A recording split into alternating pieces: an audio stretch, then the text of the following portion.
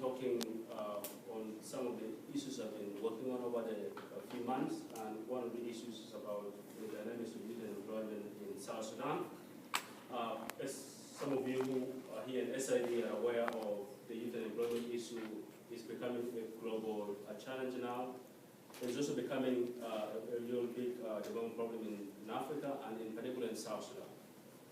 And just to quickly tell you how I came to like this development challenge and how I proposed over the years in addressing it, I look at it in the perspective of, for example, the nature and action of youth employment in South Sudan, and also look at the various factors that actually led to the youth employment in South Sudan, and also some of the programs and policies and programs that are actually being implemented in South Sudan to address this particular problem. And I thought maybe it's also most importantly, be able to provide some key recommendations to how such problem be addressed in order for South Sudan to realize some of the developments it wanted to take. I know most of you do not know where South Sudan is, but this is a very young country that actually got independence in 2011. And it's a very big country in terms of geography, but it's a very small country in terms of population. For example, we have 11.9 million people that live in South Sudan. But the most compelling thing is that 70% of that population are below the age of 30 years. And according to the Constitution of South Sudan, from 18 to 34 years old, that category of people are considered to be youth. And these are the people that I'm talking about here tonight in terms of they are not employed and they need to be employed in order to start a life. Just to further proceed, I asked myself questions about how do I frame this development problem. I said, well, if we talk about employment issues, obviously what comes in mind is skills. And people get these skills when they get education.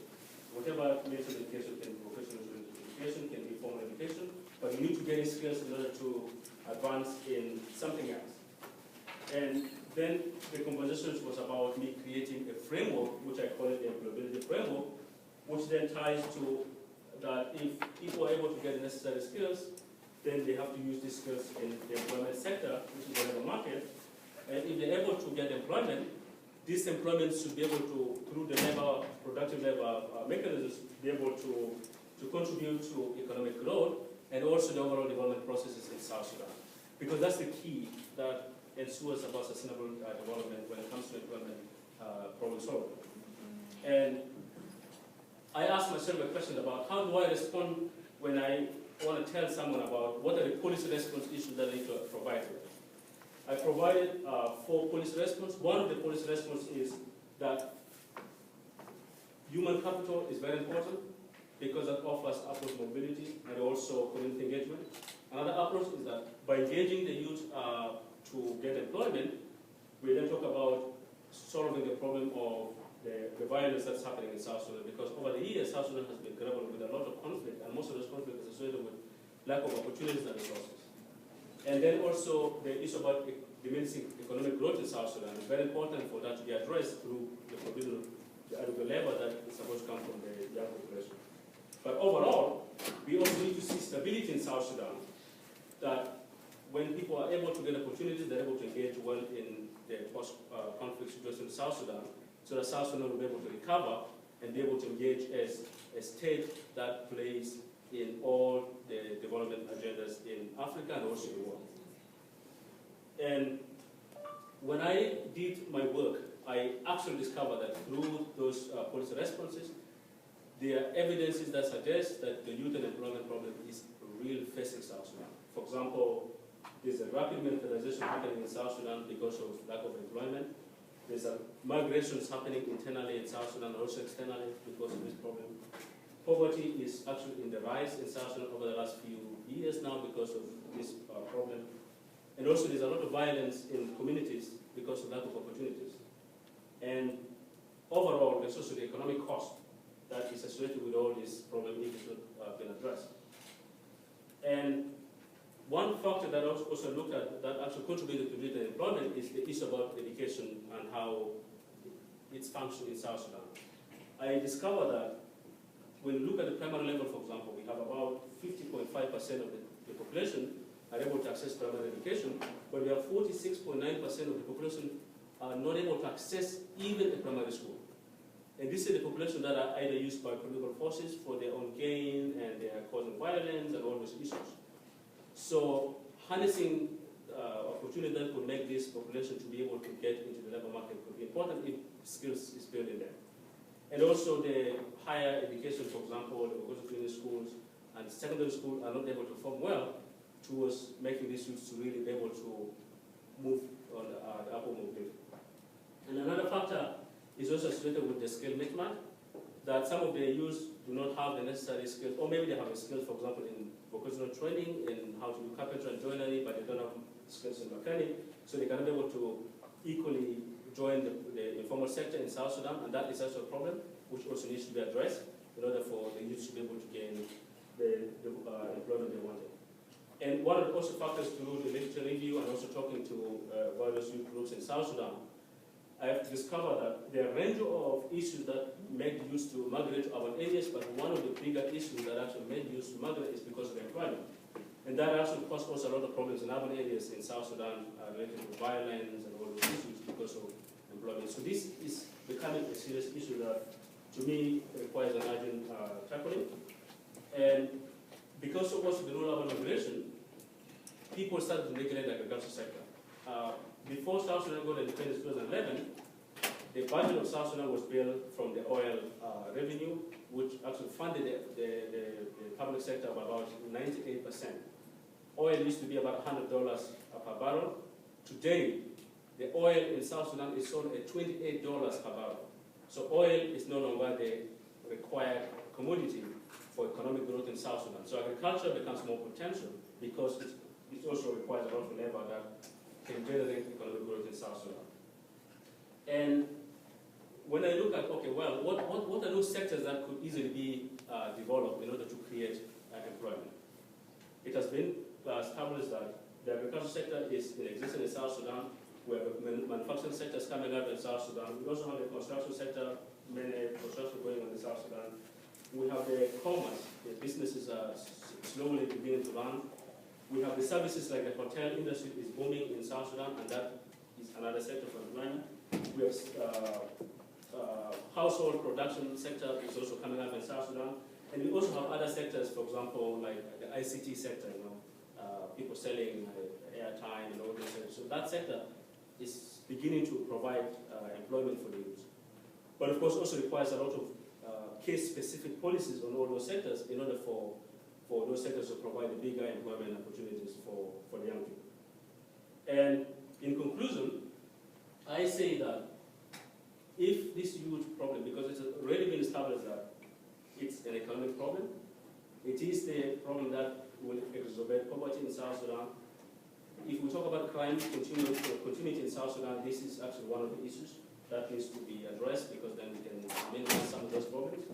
And then the issue about this social cohesion in South Sudan is very important. And because we have a lot of youths that are in the military now, they want to go back to the community. The role that this disarmament, the mobilization and integration will play here will only succeed when we talk about creating skills that makes youths be able to engage in employment opportunities, because that's the only way to go. Youths want to have income in their pockets. And I said, well, how do we then deal with this problem? I said, okay, the best option now to propose a framework that was developed by the International Labour Organization. And this framework provides 4 E's.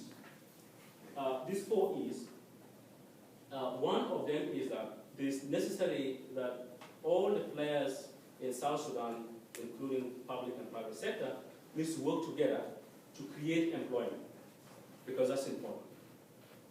The other E talks about employability. That means that institutions that are providing education, whether formal or informal, vocational training or not, funding that makes people to have mentorship and all those issues, should be able to create human beings, young human beings, that are ready to be able to engage in the labor market, whether they employ themselves or they employ by others. Another E is about opportunity that provides equal opportunities, because we have whether women or girls or old or young. they have to engage together to support each other in making sure that young people are able to engage in the employment sector, because that's important. And we talk about equity and participation and all those things come through that. And the final thing from the 4E is that youth needs to be taught to become entrepreneurs, because entrepreneurship is very important when we talk about participation in the labor market. In South Sudan, there are lots of indications of the formal sector system coming up more seriously, and if the people who need to become participants in that market should be people who are more entrepreneurial, then they can be able to succeed in that particular sector. But I say that that is also dependent if people are becoming more innovative, because innovation is becoming more important, and also there's a lot of initiatives that need to be created both by the public sector, the private sector, and all the participants in the employment sector, so that things move in the right direction. But also there's need for looking into the competence building. The youth themselves need to consider themselves to be more competent, and if they don't have those competence, how can they build those competence to be able to meaningfully and with energy and motivation engage in whatever employment they need to create for themselves. And finally, I also thought that, okay, it's maybe necessary to establish some key recommendations. I have a lot of recommendations because even in my paper, I look at those sectors I just talked about, and I provided each skill set that are necessary to be acquired by a youth in order to, for example, get employment in the agricultural sector, the service sector, the other sectors. So those skills could easily be put into, for example, if there will be reforms in the curriculum systems, for vocational training schools, and also the issue of considering the vocational training center to be a key in advancing skill building programs in skill building processes in South Sudan.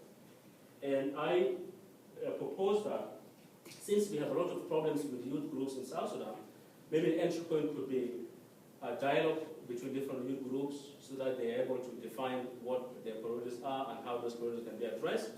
But above all, the role of civic engagement is very important in addressing this problem, because what does it mean for you to be an active citizen, and how do you build this active citizenship in terms of building a relationship between the state and the nation?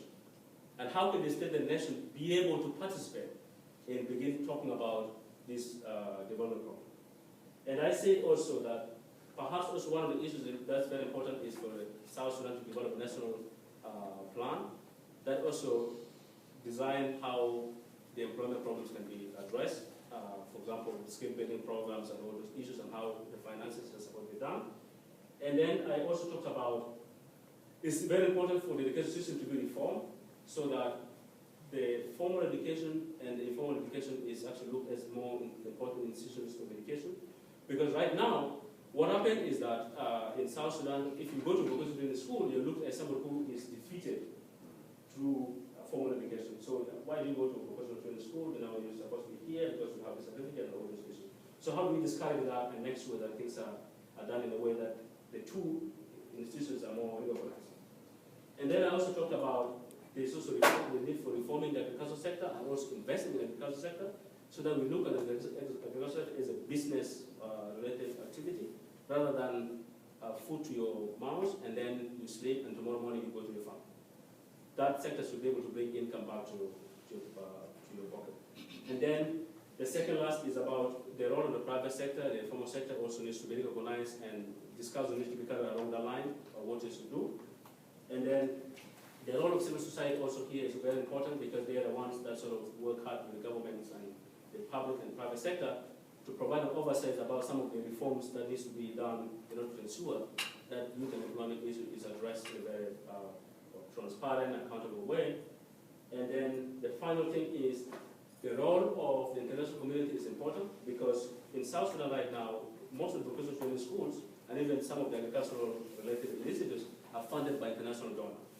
So what can be done in order to harness the existing funding mechanism that comes from the international community, and how do we treat this international funding in order to help addressing some of those problems? Because that is the key in addressing the youth and employment problem in South Sudan.